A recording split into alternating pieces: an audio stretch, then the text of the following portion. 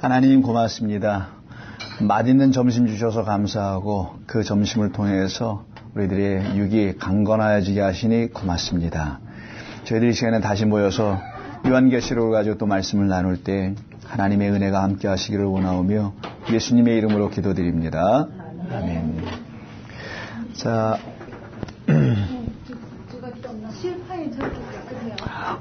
지난번에 아시잖아요. 실판 약간 이렇게 된 거. 그래서 이걸 팔아요. 필름이라 해서 이렇게 말려져 있는데 그래서 이렇게 붙인 겁니다. 이렇게. 요즘 이렇게 나오더라고요. 예. 우리 신재미 집사님이 소개해 주셔서 애마존에서 찾으셨더라고요. 이런 게 있는지를. 그래서 오버사이즈가 있었는데 이걸 잘라서 붙였어요. 근데 잘 돼요, 이제. 예, 여기 쓰면 샤이니해집니다. 이렇게 아이디어가 중요해요. 계속 붙일 수 있어요. 자, 우리 요한계시록 6장 오늘은 12절부터 17절까지인데요. 약간 좀 깁니다. 근데 제가 최대한 한번 요약을 하는 차원으로 한번 해볼까 하고요. 뭐 하는 대로 해보겠습니다. 자, 본문 한번 좀 보실까요? 요한계시록 6장 12절. 고생들 하셨어요. 정리들 하고 오시냐고. 내가 보니 여섯째 인을 떼실 때에 큰 지진이 나며 해가 검은 털로 짠 상복같이, 항상 뭐뭐 가치가 있는 걸 보세요.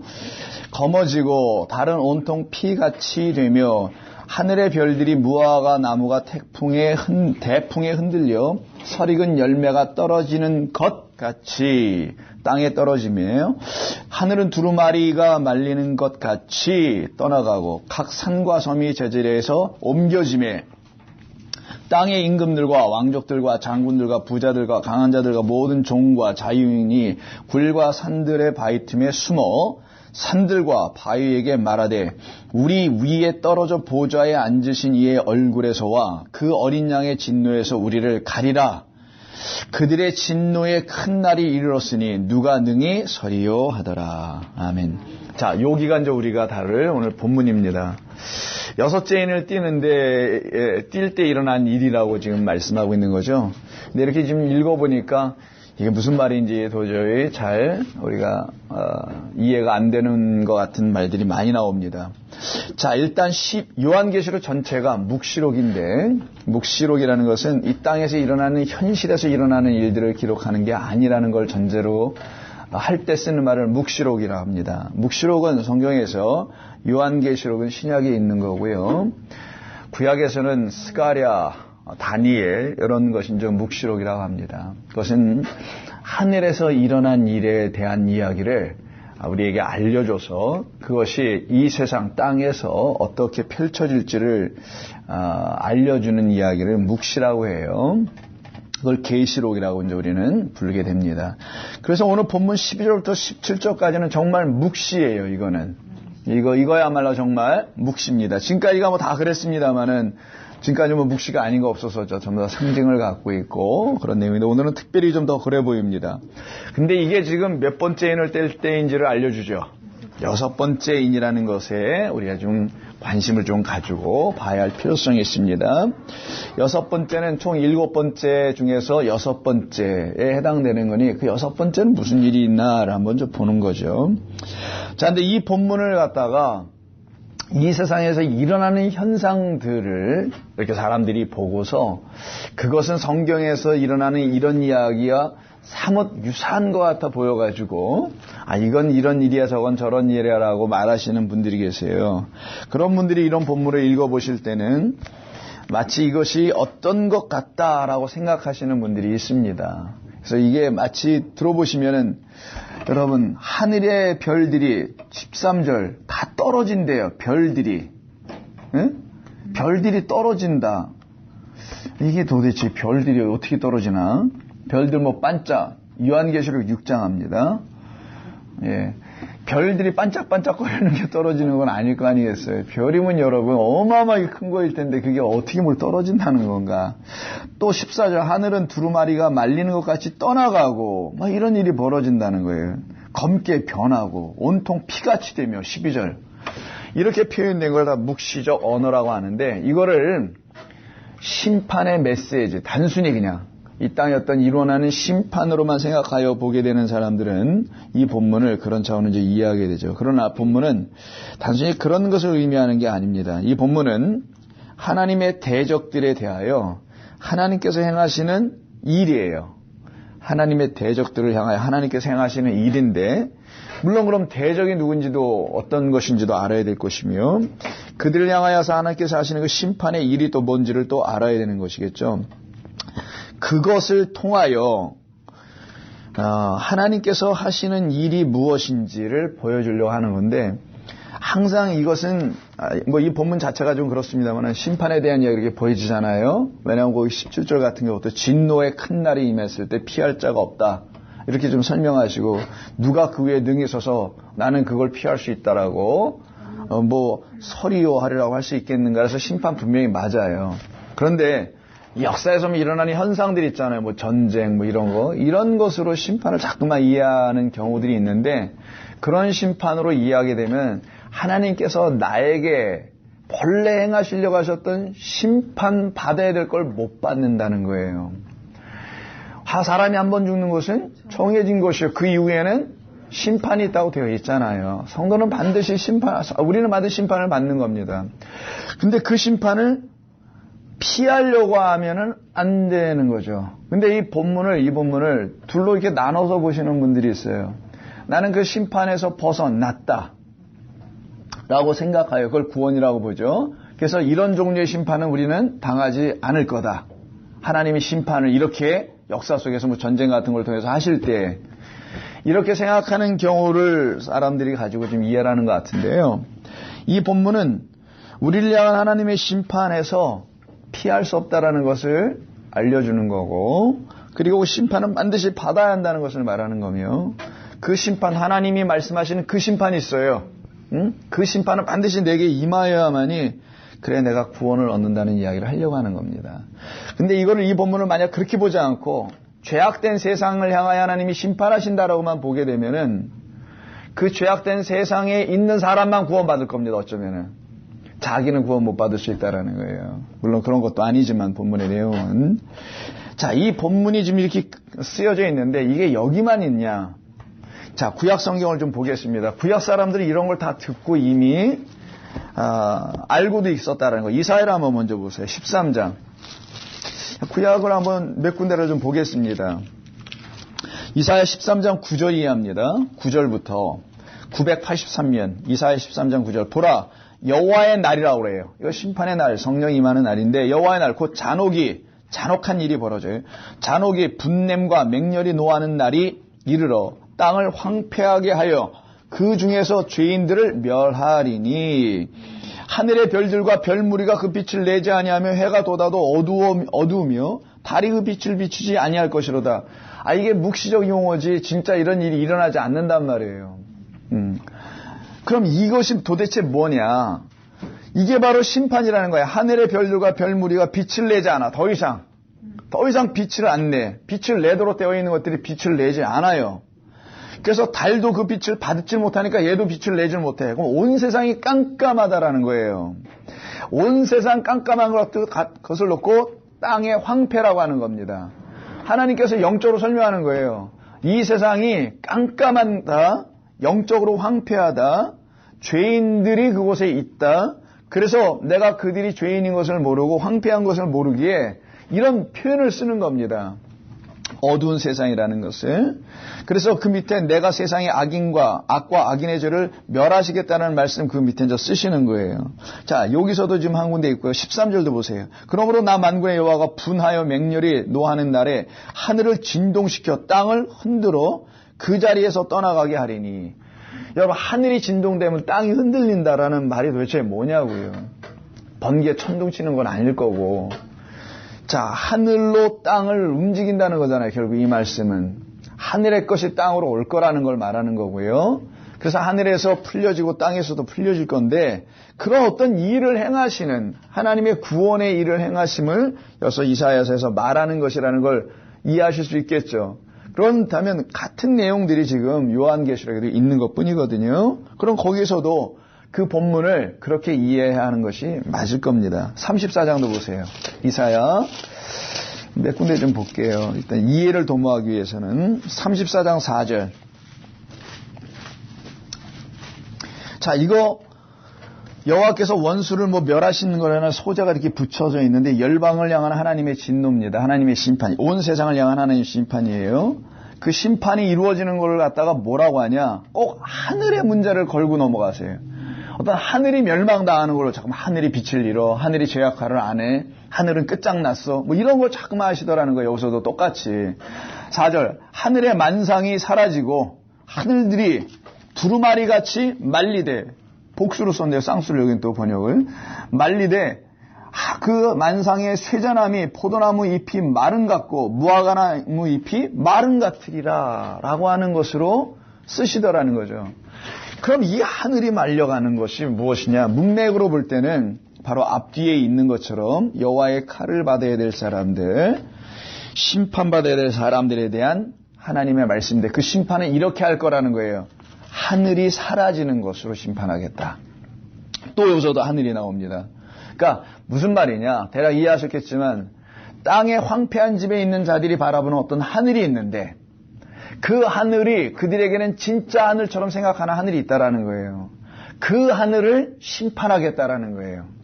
그래서 그 하늘을 말아버리겠다. 없애버리겠다. 그 하늘을 제거해버리는 겁니다. 그래서 하늘의 만상 사라지고 두루마리처럼 말리는 것은 이 공간의 저 하늘, 저거는 마를 수가 없어요. 빈 공간을 어떻게 뭘로 말어, 말기는. 이게 무슨 마대자루도 아니고요. 포대기도 아니고 어떻게 말어. 이 땅에 황폐한 자들이 바라보는 어떤 하늘이 있는데 잘못된 것이 있는데 그걸 하나님께서 없애버리겠다라는 거예요. 그럼 이제 그 하늘이 뭔지를 우리가 깨달아 알아가면 되는 거겠죠. 저런 하늘이 아니 스카이 헤븐 이런 게 아니고 우리 안에 있는 믿는 자들의 안에 있는 이스라엘 백성들이니까 성경의 독자들 그들 안에 있는 거짓된 하늘, 잘못된 하늘, 헛된 하늘 이런 등등이 있어요. 그것을 없애버리는 이야기를 하는 겁니다. 그리고 참 하늘을 주겠다. 옛 하늘 없애고 새 하늘 주겠다. 이걸 심판이라고 하는 거지. 너희 요놈 새끼 잘못했어. 그래서 그놈을 갖다 막 두들겨 때려서 심판하면은 걔가 고칠까요? 못 고칩니다. 그래서 노아 때도 말씀하시잖아요. 오해할 수 있는 말입니다. 내가 물로는 다시 심판하지 아니한다고 하니까 다른 걸로 또 심판하시려나 보다 라고 오해한다는 거잖아요. 그 말을 가지고 사람을 하나님께서 그렇게 심판한 적이 없다는 걸 알려주시는 거예요. 사실 성경은 하나님의 방식으로 심판받아야 될 것만 반드시 받고 하나님 우리를 구원해 내시려고 하는 거예요. 그러니까 이 세상을 향한 심판이라고 하는 그때 스펜셔널리스트라는 사람들이 있는데 그분들이 바라보는 세대주의적 입장에서 바라보는 심판은 자기는 빠져있는 심판이들 그리고 이 세상을 향한 악한 이 세상을 향한 심판밖에는 언급하지 않고 있거든요. 그런 심판을 하나님이 하실 거라면 벌써 끝을 냈겠지. 그런 심판 아닙니다. 하나님은 우리를 향한 깨달음을 자꾸만 주시는 거예요. 자, 그럼 좀 더 보겠습니다. 에스겔서 32장을 한번 가볼까요? 이제는 예레미야를 지나고 에스겔서 32장 한번 보세요. 성도는 심판을 잘 이해해야 합니다. 세상 사람들이 말하는 심판 없어요. 그런 건 1000만 번이 와도 사람 안 고쳐져요. 사람은 조그만 기회와 틈만 있으면 다시 살아나려고 합니다. 완전히 죽어야 끝나는 거예요. 그래서 조금만 힘만 다시 써봐요. 다시 살아나는 게 사람이에요. 그래서 다 죽어야 된다는 거예요. 완전히 십자가에서. 그걸 죽이게 하는 것은 십자가지 우리가 골백번 죽어 진토같이 되는 게 아닙니다. 자, 6절인가? 6절 봅니다. 자, 내 피로 내 헤엄치는 땅에 물대듯 하여 산에 미치게 하며 그 모든 개천을 채우리로다. 내가 너를 불 끄듯 할 때에 하늘을 가리어 별을 어둡게 하며 또 나오죠. 하늘. 해를 구름으로 가리며 달이 빛을 내지 못하게 할 것이다. 하늘의 모든 밝은 빛을 내가 내 위에서 어둡게 만들겠다. 자, 하늘 바라보고 있는 어떤 사람들이 있어요. 매일 빛이 비쳐 나에게 이러고 있는 그 하늘이 있는데 그 빛을 하나님이 어둡게 하겠다라는 거예요. 너희들이 믿고 의지하는 어떤 하늘이 있는데 그걸 내가 없애버리면 그들에게서는 어둠밖에 남지 않겠죠. 어둠으로 해서 주는 거예요. 하나님께서 그들에게. 이걸 심판이라고 하는 겁니다. 그렇게 어둡게 하고 하시는 말씀이 내 땅 위에 어둠을 내가 베풀리로다. 그래서 흑암에 앉은 백성들이라고 말하는 거예요. 성경은 요 상태에 있는. 그리고선 하시는 말씀이 주 여호와의 말씀이니라 라고 하십니다. 요 상태. 성경은 자꾸만 이런 얘기를 하는 거예요. 그러면 우리의 눈으로 보는 하늘이 아닌 것을 알게 되게 됩니다. 자, 하나님께서 뭔가를 창조하셨어요. 근데 오늘 본문은 뭡니까? 계시록도 우리가 구약에 몇 군데 읽은 거는 그 창조해낸 것을 마치 없애버리는 것 같은 모습이 나오죠. 그 없애버림이 등장돼야만이 새로운 창조가 이루어지는 것을 말해요. 이것을 갖다가 역창조, 새창조라고 합니다. 자, 그런 표현을 신학자들이 하는데 그런 건 우리가 알 필요도 없고 몰라도 상관없습니다. 전문적인 용어를 알아야 성경을 이해하는 건 아니니까요. 하나님께서 뭔가를 지어놓으신 게 있어요.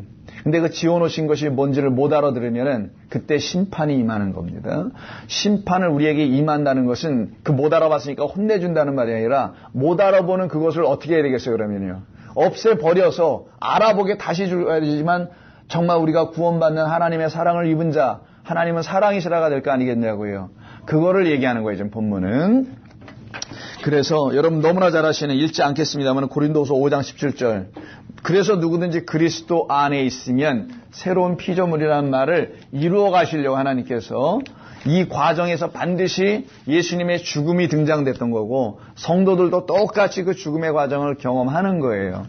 그래야만이 새 창조가 이루어지기 때문인 겁니다. 그래서 기독교만 유일하게 이것을 얘기하는 거예요. 기독교만 유일하게. 예배소서 4장을 한번 좀 보겠습니다. 신약성경 가셔서요. 갈라디아서 다음, 고린도후서 갈라디아서 다음이 예배소서거든요.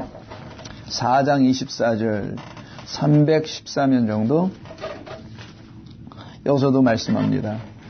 성령이 임하여만 뭐가 되는데 성령은 반드시 빛이시니까 어두움에만 임하게 돼 있어요. 스스로 빛이라고 하는 존재들에게는 임하지 않는다라는 거예요. 그래서 4장 23절 오직 너희의 심령이 새롭게 되어 하나님을 따라 의와 진리의 거룩함으로 지으심을 받은 새 사람을 입으라. 이게 심판과 구원입니다. 그래서 내 안에서 이루어져야 될 심판이 뭔지를 우리가 알아가는 거예요. 이 본문들을 통해서 하나하나씩. 골로새서도 한번 볼게요. 빌립보서, 골로새서 이렇게 순서예요. 예배소서 다음, 빌립보서 다음, 골로새서. 3장 9절입니다. 옛것에서 새것으로 넘어가는 과정을 설명하는 거예요. 신앙생활, 신앙, 믿음을 갖는다는 건 이 과정을 반드시 겪는 건데, 자, 3장 1절부터 쭉 나옵니다. 자, 2절 보세요. 위의 것을 생각하고 땅의 것을 생각하지 말라. 요게 바로 거짓된 하늘 안에 있는 사람들을 향한 말이라는 거예요. 땅의 것을 생각하는 것. 이는 너희가 죽었고 너희 생명이 그리스도와 함께 하나님 안에 감추어졌습니다.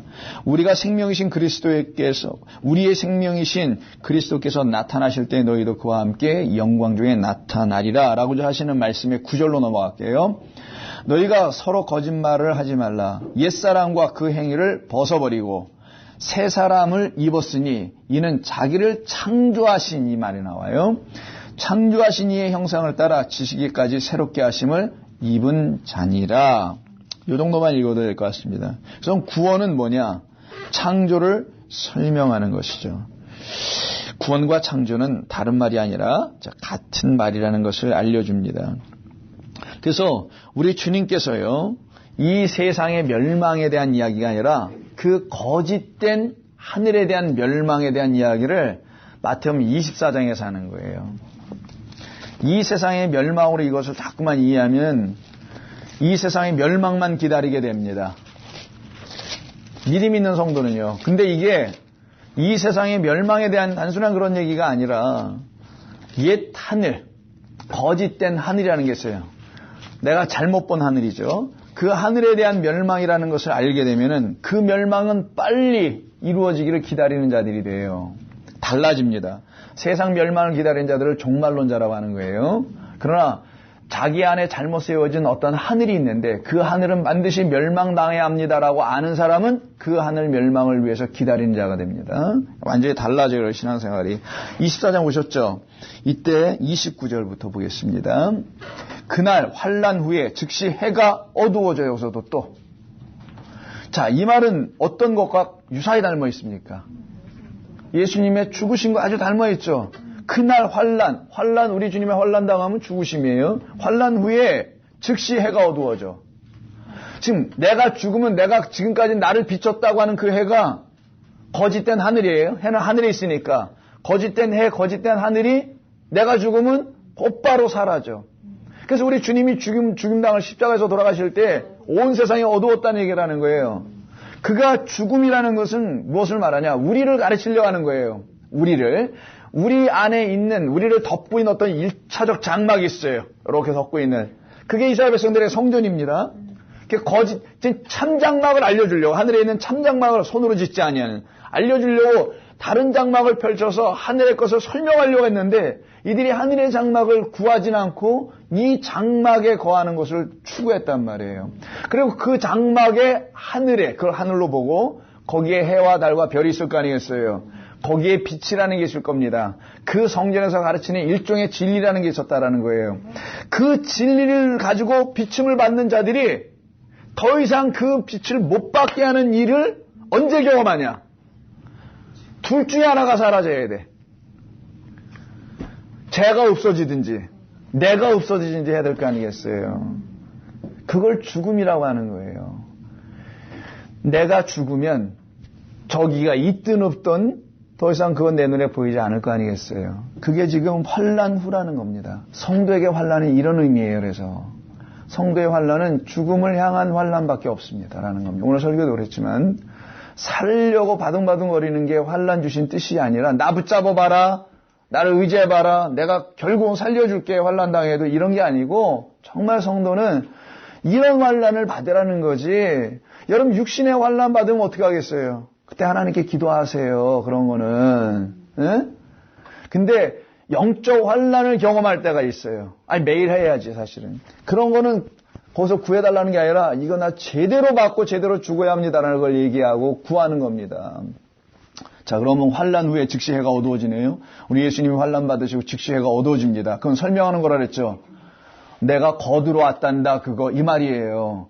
당신의 죽음으로 우리를 덮고 있는 거짓된 영들을 거두러 왔다라는 거예요, 이게 지금. 그래서 빛이 없어져.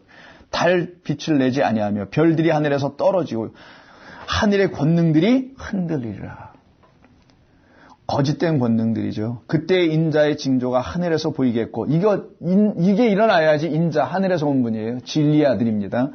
그의 징조가 드디어 이게 그런 거였구나라고 오트를 알아보는 거야. 하나님의 사인을, 표적을. 이건 표적이다라는 거예요. 알아보겠고 그때 땅의 모든 족속들이 통곡하며 그들이 인자가 구름을 타고 구름과 함께 능력으로 큰 영광으로 오는 것을 드디어 보는 거지. 자기들 안에서 우리 주 예수님께서 어떻게 오시는지를 보는 겁니다.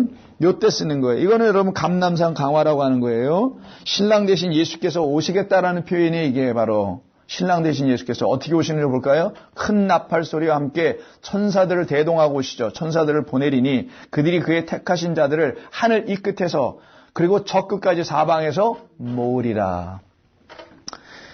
하늘나라의 신부들의 모임입니다. 이게 요한계시록 7장과 13장에서는 그 나라, 그 시온산에 거하는 환란 속에서 나온 자들의 그 모습으로 그려내기도 하죠. 자, 예루살렘 성전의 무너짐을 설명한 게 24장이에요. 그걸 그들은 하늘로 섬기고 있었단 말이죠. 그래서 하나님께서 그게 하늘이냐? 하나님이 하늘이지. 그걸 가르쳐 주시는. 그들도 그 정도는 압니다. 하나님이 하늘이라는 정도는 알아요. 근데 그 하나님을 만나지 못했기 때문에 저 보이는 것을 붙잡고 하나님을 찾았단 말이에요. 자꾸만. 보이지 않는 하나님을 만나야 되는데 아직 못 만난 거죠. 근데 신랑이신 그리스도가 오시는 거죠. 자, 이게 바로 지금 29절 30절. 감남산 강화에 있는 환란 때예요. 이게 소위 심판 때입니다. 그러면 이 그리스도 신랑이라는 그분이 오시는 날이 언젠가? 그게 바로 몇째 날이냐? 오늘 본문과 같은 6째 날이라는 거예요. 그래서 창조의 이야기를 보시면 6번째 날에 그 이야기가 나오는 겁니다. 신랑 신부의 만남이. 이 둘은 본래가 둘이었다 하나였다. 하나였다. 그래서 창세기 1장의 6번째 날에는 사람이 이렇게 남자에서 여자는 나온 얘기를 없어요. 둘은 서로가 되어줘야만이 사람이라고 된다라는 거예요. 거기서는 남자와 여자, female, male, male, female 이렇게 쓰죠. 그래서 그들은 하나였다. 하나였는데 하나인 것을 하나님은 아담이라고 한다라고 하시는 이야기죠.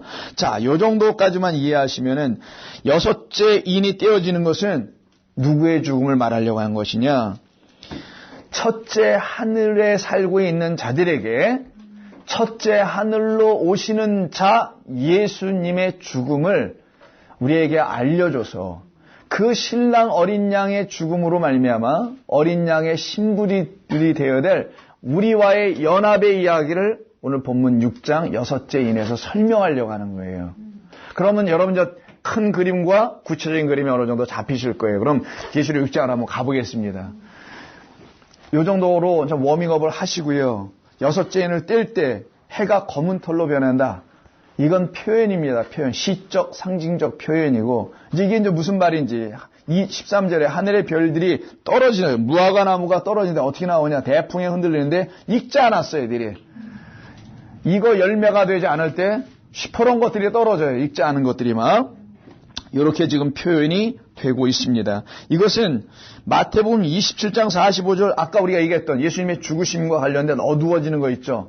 그와 다 관계가 있는 말씀들인 거예요. 읽지는 않겠습니다. 그리고 이건 당신의 죽으심을 통하여 우리로 하여금 그 신랑 안으로 들어가게 하는 그런 일을 설명하는 거예요. 그런 대신 마태복음 여기 무화과가 나오니까 이 무화과가 왜 갑자기 여기서 나오는 거야? 무화과 좋아하시는 분들 위해서 쓴 건 아니고요. 24장, 마태복음 24장 다시 한번 가볼게요. 죄송합니다. 그때 그냥 다 볼 걸. 또 한번 가죠. 24장 32절 한번 보세요. 24장 32절 이하를 보면은 무화과 나무에 대한 이야기를 아까 우리 읽은 그 바로 다음 절 환란 후에 하늘이 어두워진 그 다음에 무화과 나무가 딱 붙어 있어요. 무화과 나무의 비유를 배우라. 그 가지가 연하여지고 잎사귀를 내면 여름이 가까운 줄 아나니 이와 같이 너희도 이 모든 일을 보거든 인자가 가까이 곧 문 앞에 이른 줄을 알라. 내가 진실로 너희에게 이르노니 이 세대가 지나가기 전에 다 이 일이 일어나리라. 천지는 없어질지언정 내 말은 없어지지 아니하리라. 35절 정도까지만 읽으면 되잖아요. 이게 오늘 본문 아까 잠깐 손을 놓고 제가 이런 본문을 계시로 읽어드리면 하늘의 별들과 무화과 나무가 대풍에 흔들려 서리근 열매가 떨어지는 것 같이 땅에 떨어지며 하늘은 두루마리 말리는 것 같이 떠나가고 각성과 섬이 제자리에서 옮겨진다고 하죠. 자, 이와 같은 일이 지금 일어나는 것으로 연결합니다. 무화과 나무 여러분 아시다시피 이스라엘을 상징하는 것 정도는 아시죠? 이스라엘 상징할 때 무화과 나무로 씁니다. 그래서 그게 성전에도 있죠. 여기 24장에서도 그렇지만 다른 본문 가서 보시면 21장인가 2장인가 거기 보면은 예수님이 성전을 들락날락 하시면서 무화과 나무를 알아보고 저주하는 이야기도 그러면 아실 거 아니겠어요. 그때 열매 없음으로죠. 이스라엘을 얘기하는 거예요. 성전에 거하고 있는 모든 사람들이 열매를 갖지 못하는데 이 무화과 나무 계시록 6장의 무화과 나무는 열매가 있었어요 없었어요? 있어요. 여기는. 예수님은 성전을 보면서는 그 성전이 열매를 맺지 못하는 성전이니까 무화과 나무에 열매가 없다고 말씀하셨지만 여기 성전에는 지금 무화과가 있어요. 열매가. 왜? 이게 첫째 하늘에 살고 있는 자들이기 때문에 그들은 자기들 나름대로의 열매가 있는 거예요. 지금. 그건 진짜 열매가 아닌데도. 그래서 어떻게 표현하냐? 걔들이 서리가서 떨어졌다고 말하는 거예요.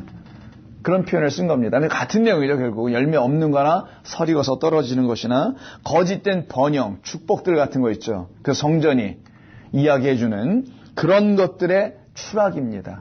쇠퇴, 쇠미를 말해주는 거예요. 결국은 옛 성전에 대한 하나님의 심판이 무엇인지를 말해주고 그 옛 성전의 이름으로 오신 분이 예수님이고 그 옛 성전을 알고 보니까 눈에 보이는 성전을 말하려고 한 게 아니라 이거 나라는 존재를 말하려고 했구나라는 것을 말하는 것이고 그래서 나를 성전 삼으시려고 하시는 하나님이 우리에게 신랑이 되어 나라는 성전과 짝을 맺으려 오신 거였구나. 왜? 성전에 오시는 주인은 하나님이시고요. 성전은 나이거든요. 나. 그래서 요한계시록 21장에 보면 하늘에서 내려오는 예루살렘을 성전, 신부다. 누구를 맞이하는? 신랑을 단장하여 맞이하고 있는 신부 같도다라고 모든 나가 다 같다 하잖아요. 비유니까. 그렇게 말씀한 거예요. 그래서 옛 성전이라는 것이 무너지는 걸 말하는 겁니다. 그러면 그때 하나님께서 우리에게 들어오시는 거죠. 요엘서를 한번 볼까요? 요엘서가 좀 찾기가 좀 어렵긴 한데 good luck. 자, 요엘서 먼저 찾으신 분은 몇 페이지인지 알려주세요. 나는 에스겔에서 헤매고 있어요. 자, 요엘서 2장입니다. 10절 한번 보세요. 예, 1270 정도나 뭐 이렇게 성경마다 좀 다릅니다만은 1270에 한번 보시면 요엘서라는 게 나오죠. 자, 요엘서는 여러분 유명한 말씀 아시는 것, 영이 부어지는 이야기 잘 아시죠? 자, 그때 10절을 좀 보겠습니다.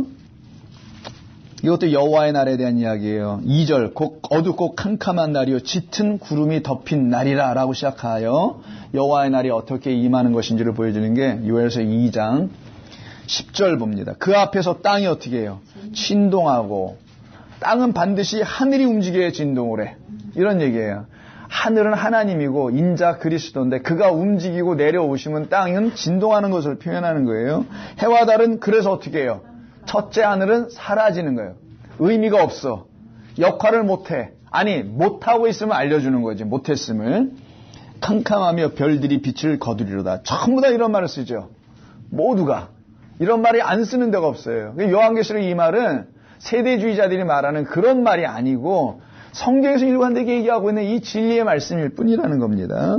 그때 요한 3장 15절 3장 15절 14절부터 심판의 골짜기에 대한 이야기. 이건 이사야서도 나오는 겁니다.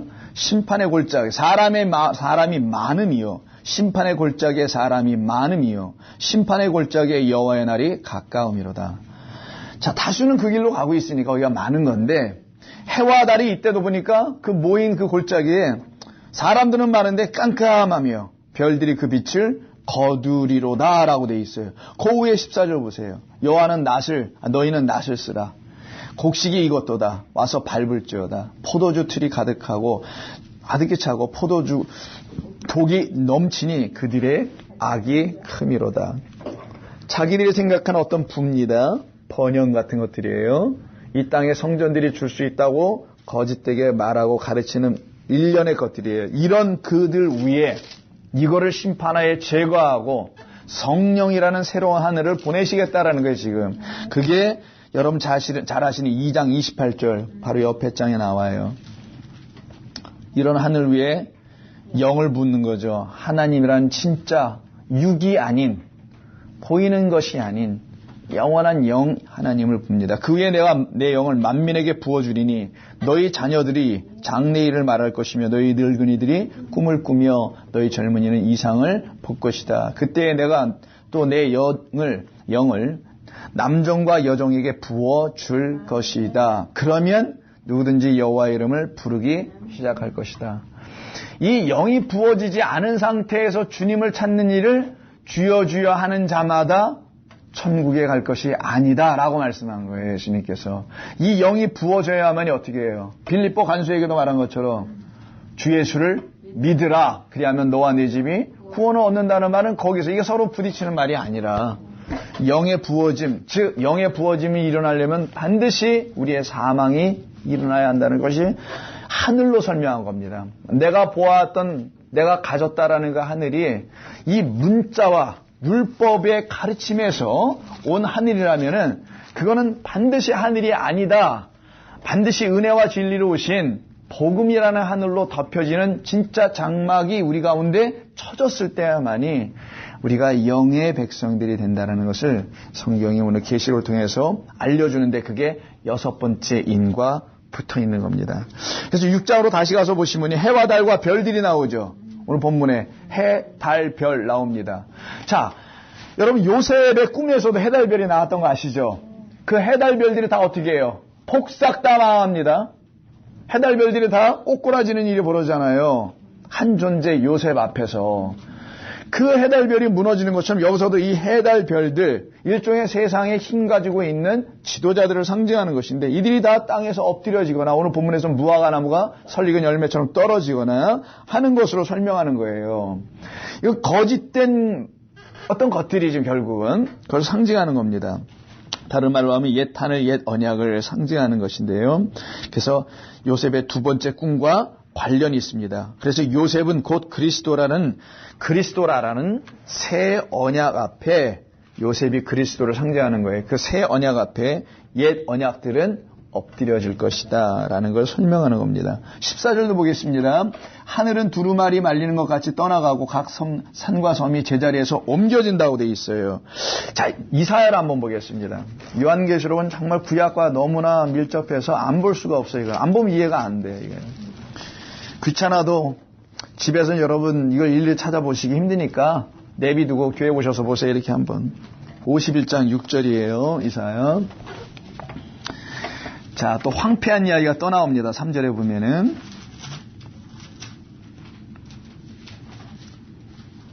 6절.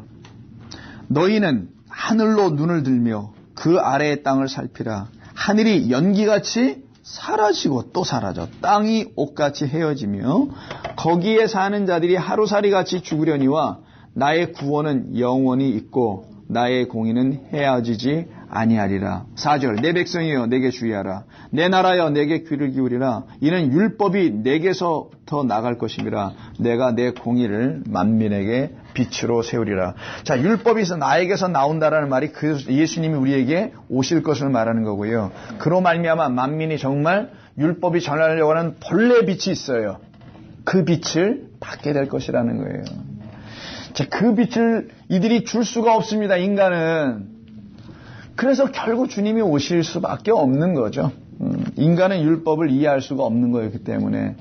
그래서 빨리 이해하지 못하겠습니다라고 하는 사람들만 역사 속에서는 성령이 하나님의 영이 그들에게 깨우쳐 주셔서 구원하시게 되는 겁니다. 베드로후서를 보겠습니다. 어디로 가셔서 요한일서 바로 직전에 요한계시록, 요한일서, 베드로후서예요. 3장 10절. 여기서도 또 나와요. 묵시적 언어가 베드로서에서도 나옵니다. 그러나 주의 날이 도둑같이, 이게 구약성에서는 여호와의 날이라고 하죠. 자, 여호와의 날이 도둑같이 오리니 그날에는 하늘이 큰 소리로 떠나가요. 여기도 또. 물질이 뜨거운 불에 풀어지고 땅과 그 중에 있는 모든 일이 드러나리라. 여러분, 예수님께서 귀신을 추출하실 때 더러운 영이라는 아가달토스 푸니마라는 깨끗하지 않은 진리의 말씀을 못 갖고 있다는 뜻에서 사람이 주는 말, 깨끗하지 않은 영을 갖고 있다는 게 아가달토스거든요. 그때 얘들이 떠날 때마다 꼭 소리를 질러요. 그렇지 않습니까? 무슨 토하는 것처럼 소리 정도가 아니고 막 소리를 내. 경련을 일으키기도 해요. 전부 다 그렇게 갑니다. 조용히 안 가요. 전부 다 그렇게 가요. 하늘이 이걸 설명하려고. 옛 하늘이 떠나갈 때 표현을 합니다. 그래서 예수님께서도 하늘에서 십자가에서 외치고 죽으신단 말이에요. 큰 소리를 내며 떠나가시게 돼요. 마찬가지입니다. 다 공통적인 이야기가 있어요. 그래서 하늘이 큰 소리를 내고 떠나가고 물질이 뜨거운 불에 풀어지고 땅과 그 중에 있는 모든 일이 드러나리라. 이 모든 것이 이렇게 풀어지리니 너희가 어떠한 사람이 되어야 마땅하냐. 거룩한 행실과 경건함으로 하나님의 날이 임하기를 바라보고 간절히 사모하라. 그 날에 하늘이 불에 타서 하늘을 태울 불이 또 뭐야? 물질이 뜨거운 불에 녹아지려니와 우리는 그의 약속대로 의가 있는 새 하늘과 새 땅을 바라보도다. 자, 여기서 하시는 우리 베드로의 베드로전서의 후서의 말씀의 뜻은 예전에 우리가 다 살펴봤었어요. 이 하늘이 뭐며 물질은 뭐며 이거 다 알아봤습니다. 하늘을 구성하고 있는 게 물질이라고 하잖아요. 그 물질은 또 뭐며 이런 걸 다 알아봤죠. 그 물질은 스토이케이안이라고 하는 초등학문 율법인데 율법을 초등학문 수준으로 만들 갖고 있어. 이걸 그리스도로 못 가죠. 일 가시는가? 오늘 왜? 오늘 안 가시는? 가시는 날이지. 근데 오늘 좀 일찍 가시네. 그래, 수고하시고 집사님. 또 일 가기 전까지 살펴가세요. 우리 멀리 못 나갑니다. 아이고, 감사해라. 자, 어디야냐? 여기 지금, 이게 지금 뭐야? 그 물질, 하늘. 그게 지금 태워지는 거고요. 없어지는 거란 말이에요. 그럼 이걸 초등학문이 없어지는 거예요. 그래서 바울이 초등학문, 이런 말을 쓴단 말이에요. 너희가 여전히 초등학문 아래 놓여 있구나. 그리스도에게로 넘어가지 못하였구나 라고 하는 얘기가 여러분 아실 겁니다. 그 초등학문, 그리스도에게로 못 넘어가게 하는 그 초등학문을 없애겠다는 거지. 이 율법을 없애는 게 아니에요. 이걸 오해하시는 분들이 있는데 율법주의와 율법은 다릅니다. 율법주의는 그리스도에게로 넘어가게 하지 못하는 말을 가르치는 걸 율법주의라고 하는 거고, 율법은 그리스도에게로 넘어가는 참된 진리의 말씀을 담고 있는 걸 율법이라고 하는 거예요. 그 율법은 폐하해지지 않아요. 그럼 그리스도에게로 인도하는 모학 선생인데 어떻게 없어져요. 근데 그리스도에게로 못 넘어가게 붙잡는 엉뚱한 초등학문이 있어요. 모학 선생 같은 애가. 이거는 반드시 멸하겠다. 그걸 하늘이라고 표현한 거예요. 그게 바로 하늘을 구성하고 있다는 거예요. 그래서 하늘에는 물질, 과학자들은 흑암 물질, 암흑물질이라고 얘기하는데 요즘에는 dark matter라고 합니다. 우주가 막 움직이는 게 이상한 거야. 어떻게 쟤들이 저렇게 작동을 하지? 그래서 과학자들의 상상에서는요, 별들과 별들 사이에 빈 공간 같아 보이나 여기는 물질이 꽉 채워졌다고 지금 과학자들이 생각을 해요. 그걸 깜깜한 밤이니까 dark라고 해서 dark energy, dark matter, 암흑 물질이라고 합니다. 얘들이 서로 땡긴다라는 거야. 그리고 팽창한다는 거야, 자꾸만. 저 멀리로 계속. 그건 이제 암흑 물질이라는데 그런 물질은 아니지만 굳이 물질하면 하늘을 구성한다는 거잖아요. 하늘을 구성하는 그 내용이 뭐냐 알고 봤더니 초등학문이었던 거예요. 그 초등학문 갖고는 그 하늘을 구성을 못해. 그 하늘은 참된 하늘이에요. 우리를 자유케 하는 하늘입니다. 근데 율법 성전에서 만들어낸 그 물질로 구성해준 그 하늘이 있어요. 그걸 첫째 하늘이라고 옛 하늘이라고 성경에서는 알려줍니다. 그 하늘은 사람들을 신원하게 하질 못해. 해방을 주질 않아. 어떻게든지 여기다 붙잡아 매려고 해. 그래서 뭔가를 그들의 헌신을 통해서 소출을 그걸 열매라고 아까 표현하는 건데, 야, 니들 기대했던 열매 나 다 떨어뜨려 놓을 거야. 이런 얘기 하신 거란 말이에요. 그러면 우리에게 필요한 율법과 천지를 폐하러 오지 아니하셨다는 우리 주님이 붙잡은 율법 있잖아요. 그 율법을 들고 바리새인들에게 찾아간 거예요. 그래서 가서 얘기를 나누다 보니까 바리새인들이 알고 있는 거는 다른 율법이야. 그건 초등학문이야, 말 그대로. 이 율법주의적 학문이었죠. 근데 우리 주님은 학문이 없어요. 그 학문, 여기 이 학문이 없어. 학문에 힘을 주지도 열심을 다하지도 않았어요. 오직 하나님의 진리로 오셔가지고 그 거짓된 학문들을 다 닫아버린 거지. 닦아버렸어 그냥. 똥들을 다 치워준 거죠. 우스갯소리입니다만은 그런 의미가 담겨 있는 거예요. 그럼 첫째 하늘, 그게 뭔지는 여러분 이제 감을 잡으실 수 있고, 이것은 율법을 오해하였도다. 하나님의 말씀을 너희가 참 오해하였도다 해서 만들어진 이 물질들 가지고 만들어 이게 하늘이야라고 백성들에게 가르쳐주고 있는 그 하늘을 없애러 오셨다. 근데 그 하늘의 본상지가 어디냐? 하필이면 사람들이 만들어 놓은 성전이었었던 거예요. 그래서 일단 저 성전을 내가 한번 무너뜨릴게 라고 한 건데, 진짜 무너뜨려야 될 성전은 그들이 지어놓은 또 다른 성전이 있어요. 내 집에 오셔야지 우리 하나님. 이 자기들이라는 성전들이 있었단 말이에요. 무너져야 될 진짜 성전은 나라는 하나님의 거하실 장막 처소인 그 성전들을 무너뜨려 준다는 것을 알려주시려고 예수님이 몸으로 죽으시는 겁니다. 그거예요. 자, 거의 이제 끝바지에 날았습니다. 한 30분만 더 하면 돼요. 5분. 계시록 21장 1절에서 새하늘 나오는 거 다 아시죠? 그래서 안 읽어봐도 다 아시는데 그래도 읽어보겠습니다. 벌써 손 들이고 가시는 것 같아서. 가신 분들의 손을 부끄럽게 할 수 없어. 한번 가서 보죠. 그래서 여러분들이 이런 말씀은 이걸 묵상할 수가 있게 되는 거예요. 이런 말씀 읽으면서. 주야로 묵상은 묵상할 내용이 있어요. 주야로 묵상을 하지. 내용도 없는데 주야로 묵상은 묵사발만 나지. 안 납니다. 묵상할 수가 없어요. 이젠 내가 새 하늘과 새 땅을 보니. 이 말이 무슨 말인지를 이해할 수 있죠. 처음 하늘과 처음 땅이 심판받은 자들에게서만 사라지게 되는 거고요.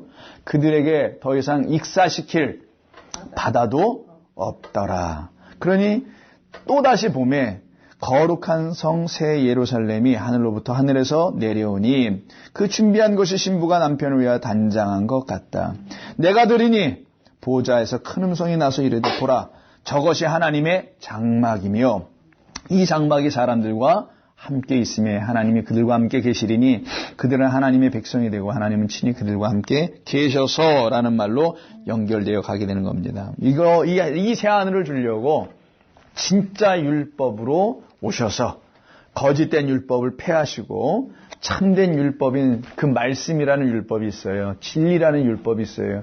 그걸 갖다가 그 율법의 말씀을 행한다라고 하는 것이지 율법주의자들이 가르치는 그 말을 행한다는 게 아니에요. 그래서 너희는 바리새인들이 말하는 말 자체는 잘못되지 않았으니까 그거는 버리지 마라. 그들이 읽는 이게 뭐가 잘못됐겠냐. 근데 그들의 행위는 따르지 말라고 하신 거예요. 율법주의적 행위니까. 14절 보시게 되면 그래서 본문 두루마리 막 날아가는데 이때 좀 특이한 게 있어요. 각 산과 섬이 제자리에서 옮겨진다는 말이 나옵니다. 오늘 본문 6장 14절에서 아니 산과 섬이 그들의 곳으로부터 옮겨졌다. 과거에 제가 직역한 겁니다. 각 산과 각 섬이 그들의 곳으로부터 그들의 자리라고 할까요? 그럼 자리로부터 옮겨졌다. 과거형을 썼어요. 옮겨질 것이다가 아니고.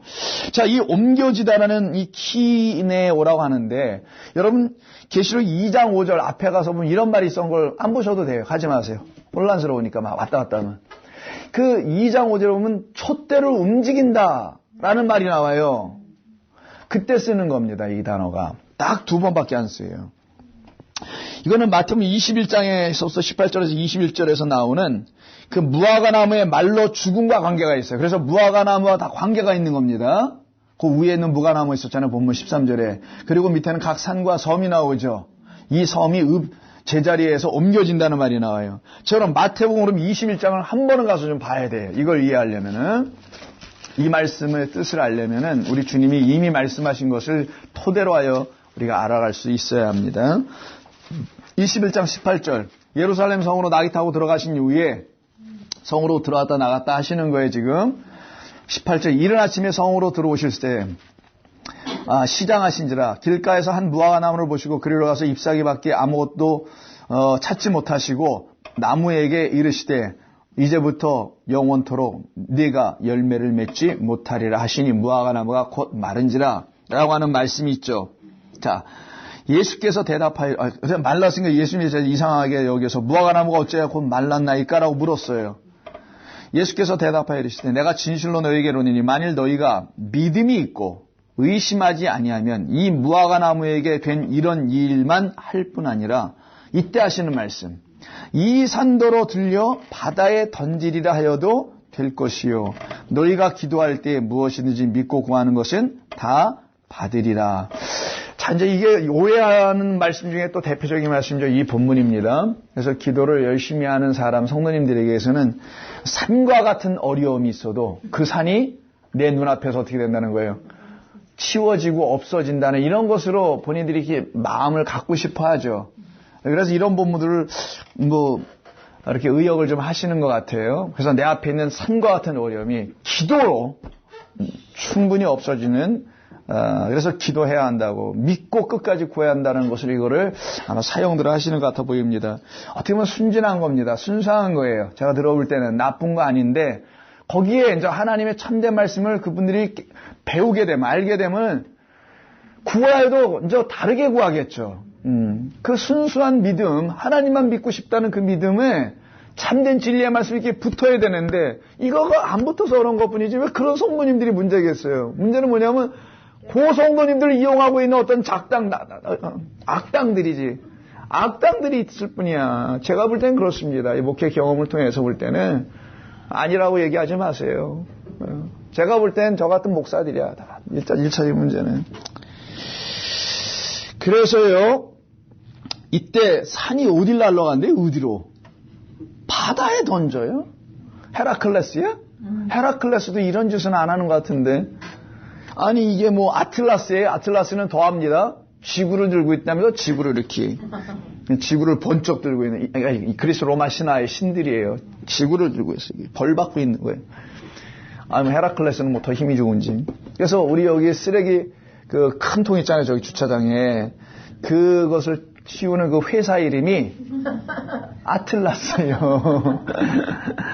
땅, 지구를 표현하는 건데 그 아틀라스를 여러분 요즘은 잘 안 씁니다만은 우리가 예전에 미국 왔을 때 보시면 옛날에는 다 어딜 가려면 차에 뭐가 다 있었어요. 지도? 지도 있잖아요, 지도. 지도 그 회사 이름이 또 뭐예요? 아틀라스라고 하죠, 영어로. 엘라스라고 하는 그 지도가 있어요. 그게 이 지구를 짊어매고 있는 그 어마어마하게 힘센 그 아저씨를 생각하고 이렇게 힘을 진 것 같아요. 그래서 저 쓰레기통 되게 무겁잖아요. 걔를 딱 껴서 틀어 올리잖아요. 쓰레기차가 와서. 그래서 아틀라스. 자, 이게 뭐 그런 얘기인가? 바다의 산이 또 이거 어떻게 하라는 거야? 자, 바다에 제가 오늘 처음으로 이거 잡네요. 아, 이거 새 곳에 한번 써보자고 우리도.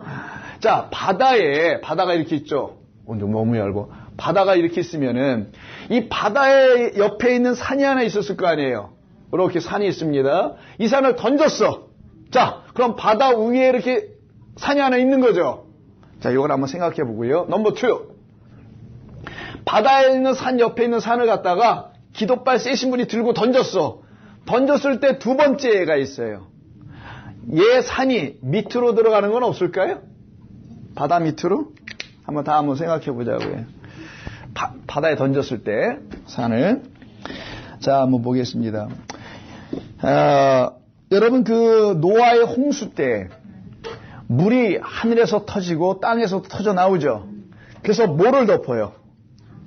땅을 정도로 덮는 게 아니라 산 꼭대기까지 다 덮어버리죠. 그럼 이게 노아의 홍수겠네요. 모든 산 꼭대기를 다 채워.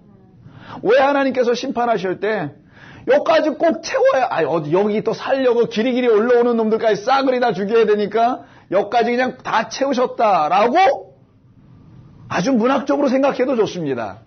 물론 그런 사람들에서 홍수가 밀려오면 산으로 올라가기 전에 다 쓸려갔을 텐데 제 생각에는 좋아요.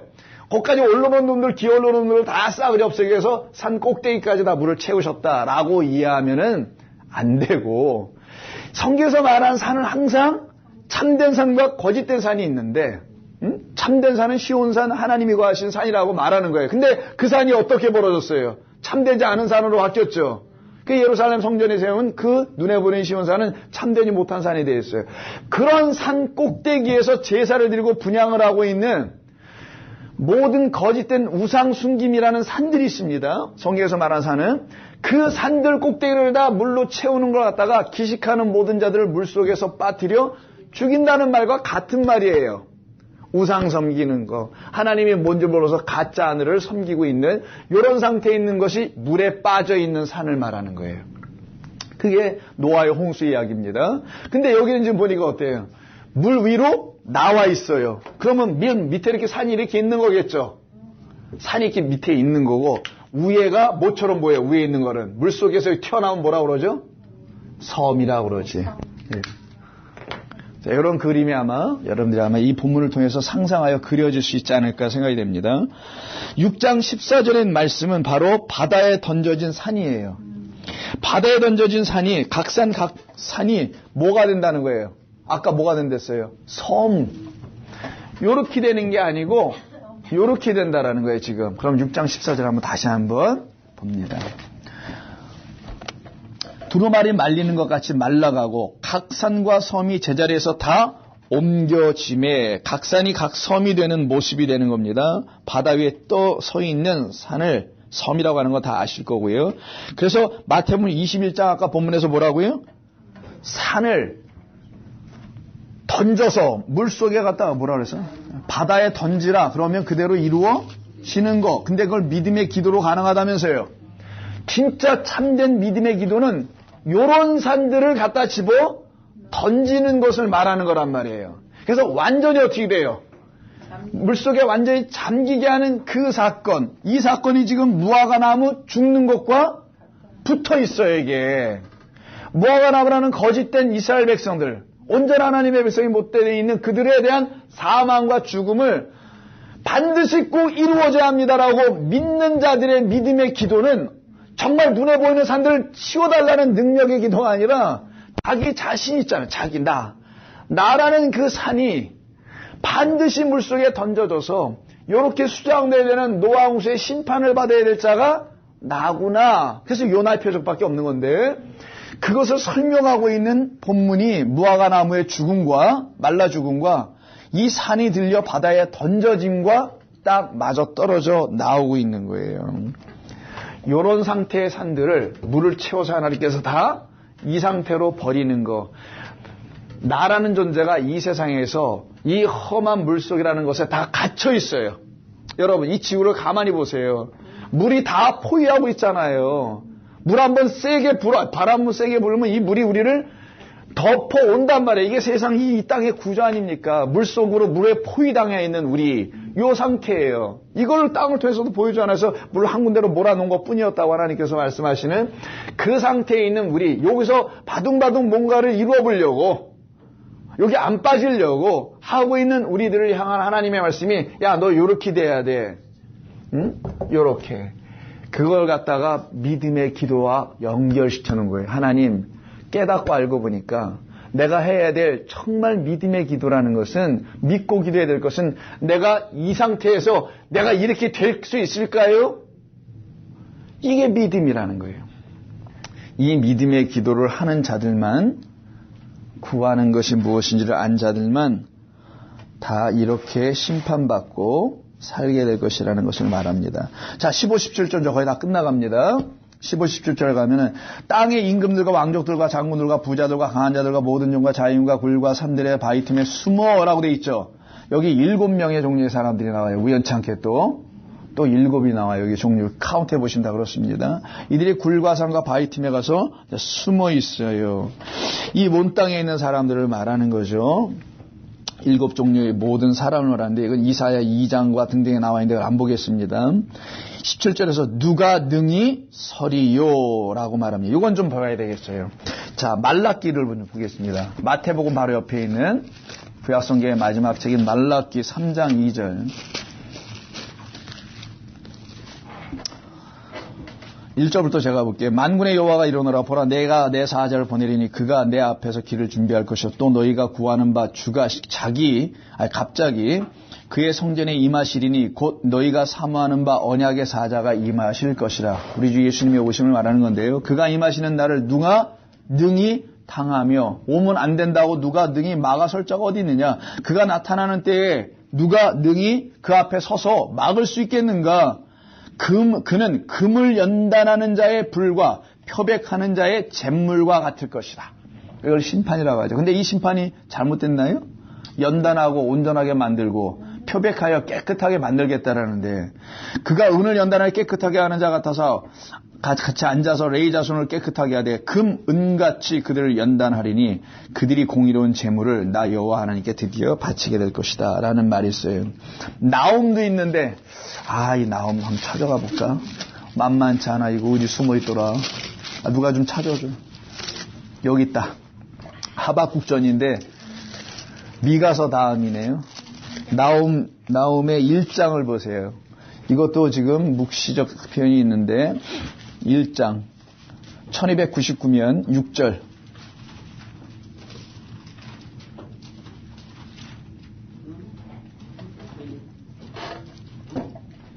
(1장 6절) 그냥 들으세요. 누가 능히 그의 분노 앞에서 서며 누가 능히 그의 진노를 감당하랴. 그의 진노가 불처럼 쏟아지리니 그로 말미암아 바위들이 깨지는도다라고 하시네요. 이걸 환난 날이라고 좀 표현하는 건데요. 이런 일이 지금 벌어지는 것을 말합니다.